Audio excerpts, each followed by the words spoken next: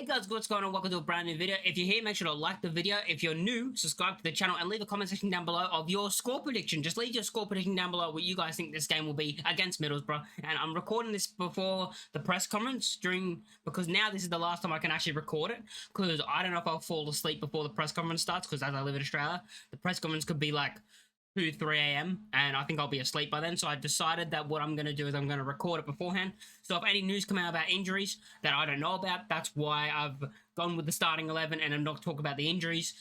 We do know Strauch is probably out, of course. Rothwell's definitely out. And yeah, that's basically what we know. Maybe Joseph might be back on the bench because of he might not be ill anymore, but that's probably about it, really. Yeah, I think Strauch will be out for this game because he looked like he was struggling off the pitch in the last game. There was a video going around on Twitter, basically, of him struggling to walk off the pitch after the game, so don't think he'll make it. Going into this game, you can just look at the last 6 results we've had against Middlesbrough. The last time we played them was at home, of course, in a 3-1 win. We lost to them 3-0, of course, in the Cup earlier this year as well. We beat them 4-3 in the absolute thriller last season at, around the same time of the year, wasn't it? No, it wasn't. No, it completely wasn't. Was it? It was actually, no, it was. It was around this time of the year. It was the 22nd of April. So it's around this time of the year, same month as last season. Maybe another 4-3. Maybe that's maybe that's a side of saying, oh, it's going to be another 4-3. Anyway, before then was a 3-2 win for us, a 1-0 win for Leeds, and a 4-0 win. So in the last 6, we've won 5, they've won 1. They've only won 1 out of the last 6 against us. We've scored 15 goals in those 6 games, and they've scored 9. They've had 1 red card as well, which was back in the game in 2023 at Ellen Road. And you look at the table, and we're 3rd, of course, at the moment, where we struggle. We definitely need a win. I mean, in this video, in the title, it's basically like win all the playoffs, because that's where I'm at right now. If we don't win this game, I feel like it is the playoffs, depending on other results. What I'm saying is, if we lose, I shouldn't say that. If we lose this game, and Burnley and Sheffield United both win, I'm saying it's 100% playoffs. That's when I'll say it's 100% playoffs. If they both win and we lose. If we draw, I'll be a bit, still, but we'll be still in the mix, and they still got to play each other. So yeah, and you look at the form as well. I mean, the last 6 games for us have been an absolute nightmare, while the last 6 games for them have actually been pretty good. Of course, you look at ours first. We'll take a look at our record at the moment in our last 6. Well, it's 4 draws, 1 win and 1 loss. Of course, we drew to West Brom, then we lost to Portsmouth, and then we beat Millwall, and then after that, QPR was the 2-2, of course. Swansea City was the 2-2 as well, and then Luton the 1-1. So our form has not been great. Meanwhile, Middlesbrough in their last 6 have actually beaten Derby 1-0. Then they lost to Swansea 1-0. And then they were able to beat QPR 2-1.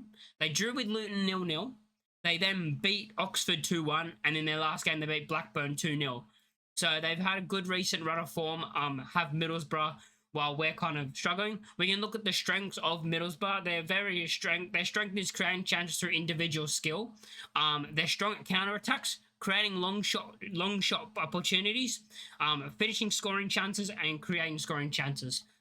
Which for me, looking at that, you could say, yep, they're good at finishing their chances. They take their chances pretty well, and they got a couple of skillful players that could do individual work, especially against our defense recently, because I think our defense has kind of been poor. You look at that and go, our defense has been pretty poor recently at times. So I look at that and I'm like, oh. Now, going into this game, how do I think we're going to line up? Because I think it's going to be totally different, of course, with the Strauch injury. Rothwell going to be out for the next 4 games. I'm pretty sure it is. It's like the next 3-4 games. I think he's going to be out. So this is how I'd line up. I'll start with Darlow in goal. So Darlow's going to start in goal. And then you're going to have Bogle at right back. And then you're going to have the partnership at centre back. We're going back to what we did last season. Ampadu and Rodon. Rodon and Ampadu at centre back. You're going to have Firpo at left back. Then you're going to have the 2 in front of them, which with Rothwell injured, it's going to have to be the double pivot of Gruev and Tanaka, which I'm fine with. I think they'll actually, hopefully, I think it'll work, honestly, but we hope it works. I think it'll work. And then the front 4, you could change it around a bit, but I actually think we're going to go with James staying on the left. I don't think James comes off, especially after he scored. I know his performance wasn't great, but he did get a goal, so I think he's going to stay on the right. I think Aronson comes back into the starting 11 in the middle in the 10.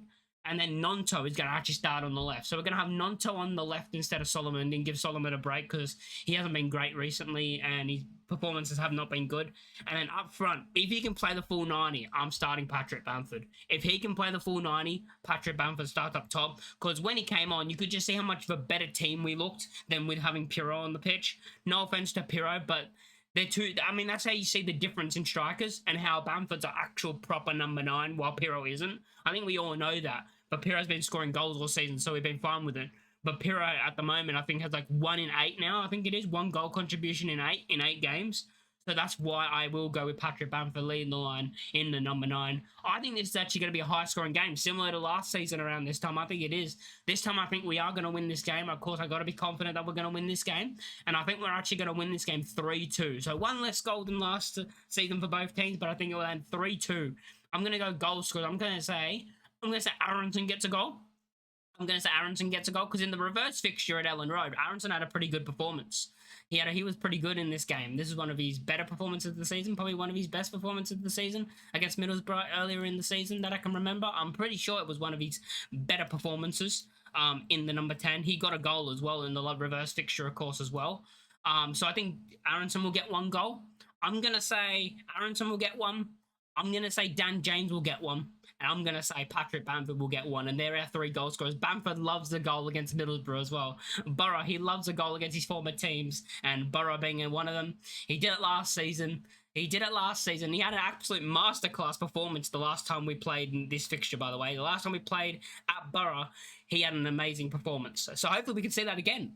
Because I think he should start, to be honest, just because Piro's been poor, and Bamford comes on and offers something different, and he actually looks good, which is good. So hopefully I want to see him in the number 9. Let me know your score prediction in the comment section down below, as I already said, or what is your starting 11 as well? I want to know what your starting 11 is. Who would you bring in? Just let me know your starting 11 in the comment section down below. If you like the video, make sure to like, comment, and subscribe if you are new, and I'll catch you on the next one. Peace.